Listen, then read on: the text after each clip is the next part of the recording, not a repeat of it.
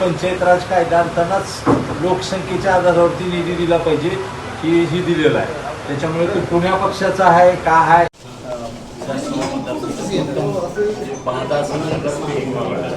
अतिवृष्टी सगळ्याच भागात झाली, तर सगळ्याच मंडळातल्या लोकांना पीक विमा मिळावा.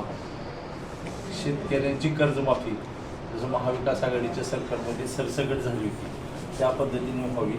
2019च्या पूर्वीचे सगळे वगळण्यात आले कर्जमाफी त्यांना पण द्यावं अशी आमची सगळ्यांची मागणी आहे. आणि पुन्हा शेतकऱ्याला जायचा रस्त्याची बऱ्याच जणांनी दिली, त्यांचं काहीच अजून अद्याप कारवाई झाली कारवाई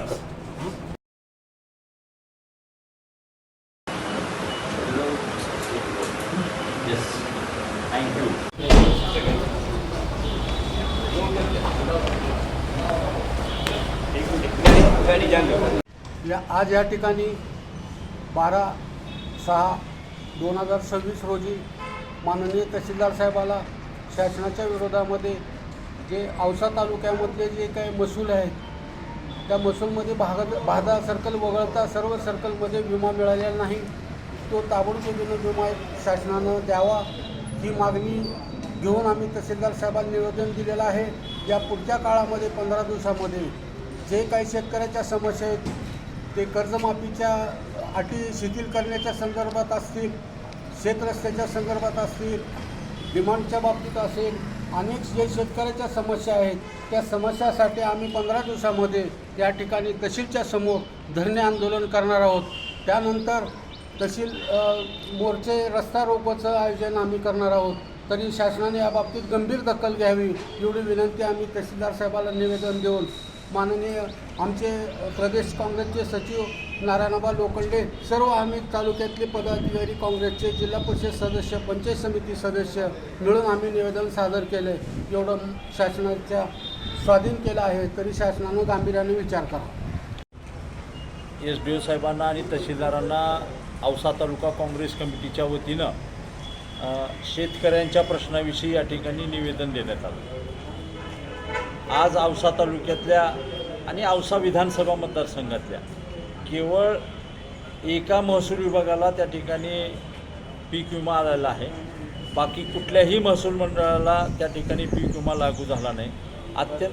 अतिवृष्टी झाल्याचा सर्व वर्तमानपत्रातनं सगळ्या ह्याच्यातनं आपण सगळं ऐकले, पुरावे शासनाकडे आहेत.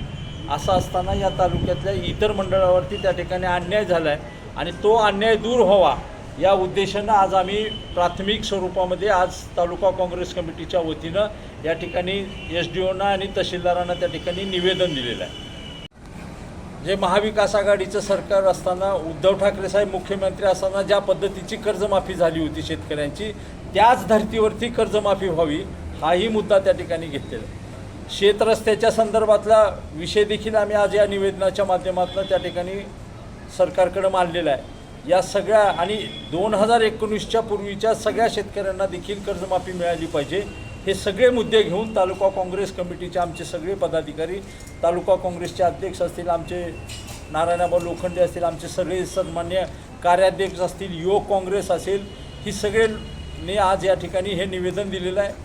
या उपर आचारसंहिता चालू असल्यामुळं केवळ आज आम्ही या ठिकाणी निवेदनावरती त्यांना ही केलेलं आहे. आणि आचारसंहिता संपल्यानंतर जर शासनाने यामध्ये निर्णय नाही घेतला तर तहसीलच्या समोर धरणे धरण्याचं निवेदनमध्ये त्या ठिकाणी नमूद केलेलं आहे. शासनाने आमच्या मागण्या मान्य करावेत अशी विनंती या निवेदनाद्वारे आम्ही त्या ठिकाणी केलेली आहे.